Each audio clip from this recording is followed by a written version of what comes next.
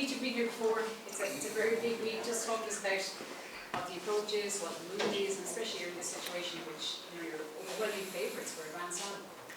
Yeah, look, it's very exciting. These weeks don't come around very often.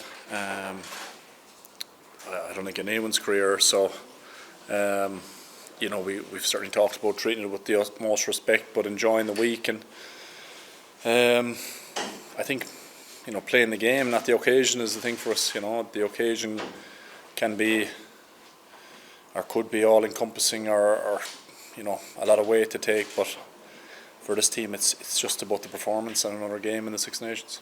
And how is it for you to be able to savour that? These obviously, as you say, these things don't come around that often. You know that. So how do you get to actually get into the week and enjoy it as well? It's hard because it goes so fast. We were speaking at dinner last night about how we were on the plane to Portugal, and it felt like last week, and it's 8 weeks or whatever it was, and it's gone in a blink of an eye. And that's normally a good sign that you're enjoying yourself, and things are obviously very enjoyable certainly when you're winning. It makes life easier, but we're under no illusion that this week is going to be the biggest week of them all. We're certainly expecting the very best from an English performance standard point of view. And just in terms of this group as well, obviously you've been with many others. Just maybe give us an insight into this, calm amongst the chaos mentality, and how you've been so incredibly successful during this campaign. Look, Andy has put us in different scenarios lots and lots of times over the last probably 3 years, and you go back to all those experiences, and be it New Zealand, be it last year Six Nations, having to navigate through things, COVID, even when the first test in New Zealand, COVID, guys coming in, guys coming out, even this Six Nations, we've had, late pullouts in Wales, that kind of thing, and that's just part of rugby, and Andy's thought on it is you roll with the punches, and these things happen, and you've got to get on with it. And I think we've built a squad now, and an extended squad that is capable of, no matter what can goes wrong, guys just step in and get the job done. Pete, you touched on it there with Claire, but where does this week and this game rate in terms of the biggest games you've played in your country? Look, it's probably the biggest one. Certainly the biggest one of this group's campaign, but it's great to be able to sit here and say that these games are getting bigger and bigger. That was certainly our plan at the start of this. But as I said, it's easy to get caught up in what is a very, very big and important weekend. From our point of view, it's purely about playing the game and playing our game, and trusting our game is strong. One thing that's clear from the outside looking into this group, embrace being favourites. You spoke there about the balance. Do you speak about Grand Slams this week? Is Grand Slam a banned word around the place, or do you actually address it? Oh, it's not banned. It's and I know where you're coming from, but I suppose in other teams we would have tried to keep it under the rug, but again, favourites tag, number one in the world tag. These are things, the best teams that we've looked at. You look at the All Blacks. They walk into these things and face them, and that's what we're trying to learn to do. But at the same time, you've got to back that up with performances. There's no point in walking into things and not performing well. That's at the end of the day. That's the goal: is to put our best foot forward every Saturday or Sunday that we go out. And it's, as I said, no different this weekend. And obviously, just the final one for me is Johnny's last Six Nations match. How do you sum up what he's done in a green jersey in this competition? I can't sit here and sum it up.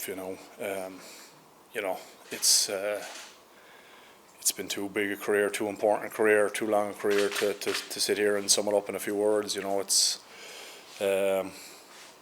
He's changed rugby, changed Irish rugby. Obviously for the better. you know, teaches people what it's like to be a professional, what it's like to be a proper Irishman, and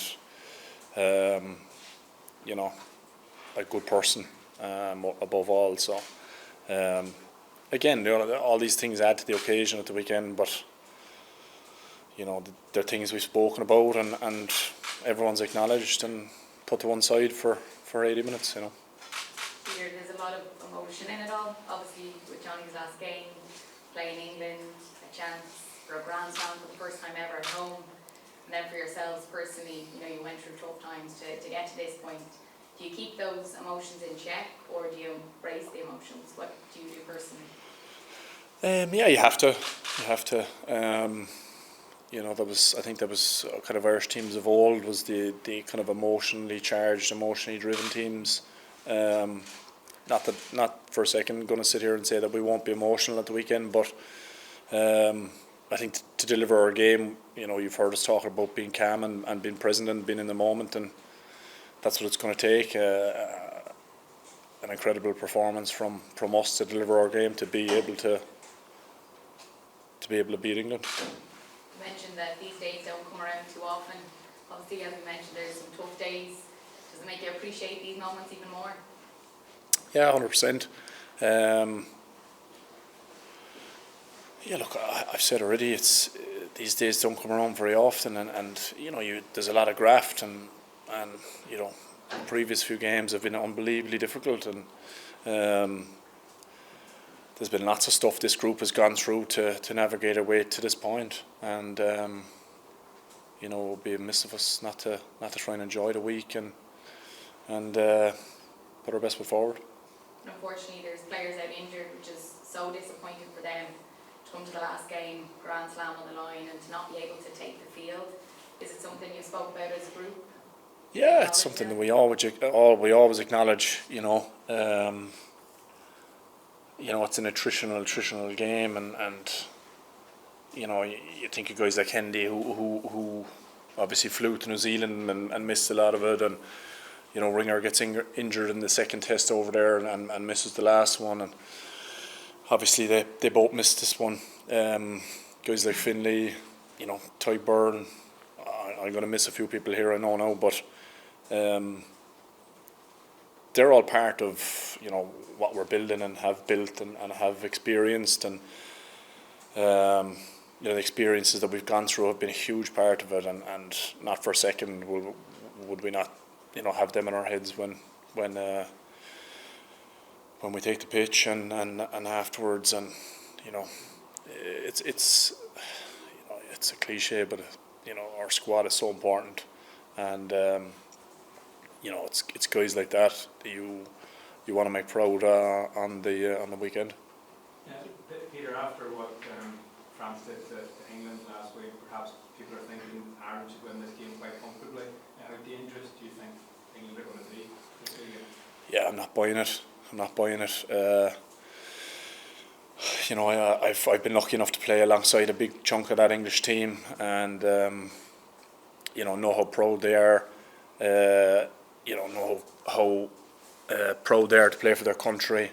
I know what quality of player they are, quality of person they are, and you know how important it will be for them to put on a performance for themselves more than anyone. You know, to show themselves the potential that I certainly know they have.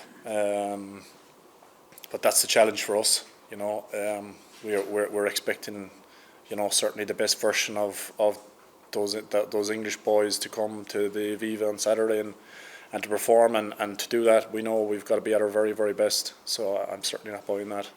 And what would it mean to you and the squad to clinch the Grand Slam this weekend at home?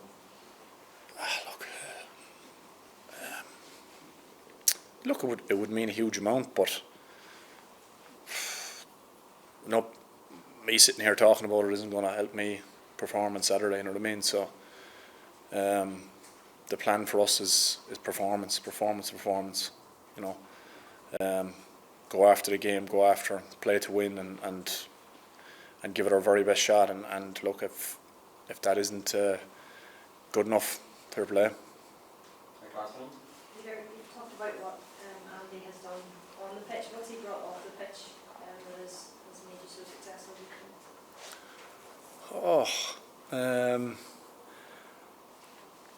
I suppose it's hard, really. You know, he's a guy who, you know, the big thing with him is he wants people to be themselves and to express themselves, and you know, by doing so, you've guys who aren't afraid to put their hands up, ask questions, make points, and as a result, guys are clearer and guys are on the same page, and you know, gives a huge amount of confidence. Just being around the place, you know, the way he delivers messages in meetings, you know, you can tell that he's, you know, just an incredible leader, that he's been there before in front of, you know, lots of teams that, you know, be it he been taking the pitch or just coaching, that he just gets it and gets the feeling in the room, gets the feeling of guys where they're at, and just gives you an incredible amount of confidence. Yeah, it's hard to sit here and same with Johnny's question, say exactly what, you know, the development that he's given me and the squad. It's hard to explain in a couple of sentences, you know.